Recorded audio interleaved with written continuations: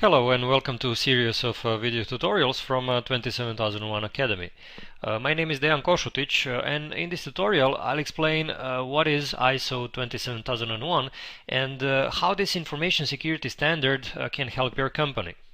So there are many myths about ISO 27001, ranging from it's only a bunch of documents, or it requires a huge investment in technology, all the way to we'll implement it in 60 days, or we'll give it to our IT guy and he'll handle it quickly.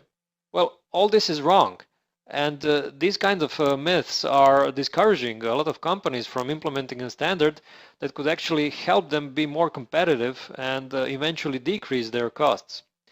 So in this tutorial, I'll explain the basics of information protection and how to use ISO 27001 as a framework for managing such a process. So let me start with the explanation of the purpose of this standard. So the purpose is the preservation of confidentiality, integrity, and availability of the information. So confidentiality basically means that only authorized persons can access certain information. And integrity means that only authorized persons can change or edit the information in a specified way. So this means that the information is not going to be changed by an unauthorized person or in some way that is not allowed. And availability means that information has to be available to all the persons who need them in the specified time. Or let me explain it in a simple example. So let's say I go to the bank and want to open a savings account with $10,000. So first of all, I don't want anyone else to know about this $10,000. So only the bank and the financial authority will be able to know this information. So this is confidentiality. Next, I want this $10,000 to remain $10,000 plus the interest. So when I come back after, let's say, 1 year to raise my money, I want it to be $10,000 plus the interest. I don't want it to be, let's say, $1,000 because someone was messing around with my account. So this is integrity. And also, when I come to the bank to take my money, I don't want, the bank to tell me, we are sorry, our system is down, so we can't do anything about it. So I want this information to be available so that I can get my money. Okay, now, how can we protect the confidentiality, integrity, and availability? So let me use my favorite example. So let's say you leave your laptop frequently in your car. So chances are, sooner or later, this will happen. I mean, it will get stolen. So what can you do to decrease the risk to your information? So you have to apply some controls or safeguards. So first of all, you can write a procedure which defines that you cannot leave the laptop in your car. Also, you can protect your laptop with a password. So if it gets stolen, that it will be more difficult for someone to access your information. Also, you can encrypt your disk. So this is even higher level of protection of your information. But also, you can ask your employees to sign a statement where this employee obliges to pay all the damage that can occur if such an incident happens.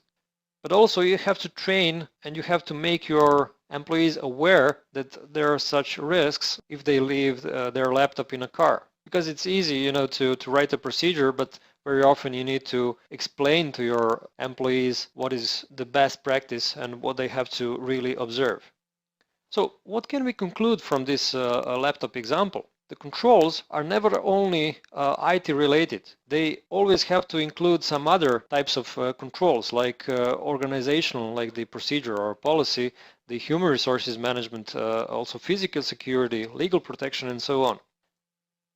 Also, information security can never be based only on one control. It has to be a set of combined controls, because only all these controls together can provide a acceptable level of security.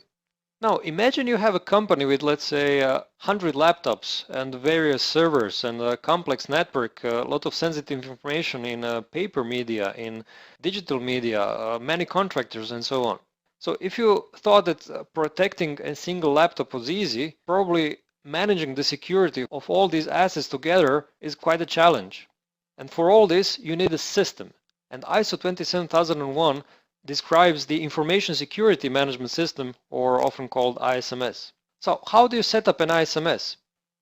First, you need to find out what can go wrong with your information, and that is which threats can endanger the confidentiality, integrity, and availability of each and every information in your company. And this is done through a process called a risk assessment. Okay, and once you know where the risks are, you need to select appropriate controls or safeguards for each risk you find unacceptable. And where ISO 27001 is especially good is that it enables you to do this process in a systematic way so that you wouldn't forget anything that is important. Okay, let me go through a few more facts about ISO 27001. So first of all, which types of organizations can implement the standard? I mean, basically any type. So from smaller IT companies to large financial organizations, from government bodies to startup companies. So this standard is applicable to any type of organization. It is written in such a way that it can really be applied to any kind of a business. Now, how long does it take to implement the standard? So it can be, let's say, from 6 months for a smaller organization to, let's say, a year or more than a year for a larger organization. So when I say 6 months for a smaller company, I don't mean that all of your employees have to work like crazy to implement the standard. What I mean is that you have one person who would coordinate the whole project, and this person would have to spend like a quarter of his or her time during this 6-month period.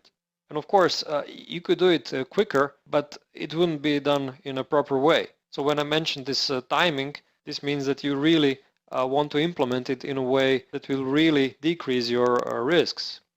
And also, how much does it cost? Well, the truth is, you cannot calculate how much does it cost before you finish your risk assessment, because only after you finish your risk assessment, then you will know which kind of controls you need to implement. But basically, you have to calculate that you will have to pay someone for getting the knowledge, either a consultant or knowledge that you would acquire online. You will have to pay to the certification body if you want to get certified. You'll have to invest in some technology because some of the controls are of course technical and they will cost you money. But usually the largest investment is your employees' time, because someone will need to organize this whole project. Someone will have to make all these changes happen, and this is probably going to cost you the most. So to conclude, this standard enables you to take into account all the information in various forms and all the related risks, and gives you a path to resolve each potential problem and keep your information safe. And probably because it is so comprehensive, it has become the leading international standard for information security management. And this is it. To learn more about ISO 27001, I would suggest you take a look at our other video tutorials and webinars which explain how to perform every step in ISO 27001 implementation and how to write each document for this purpose. Hope this was helpful, and thanks for watching.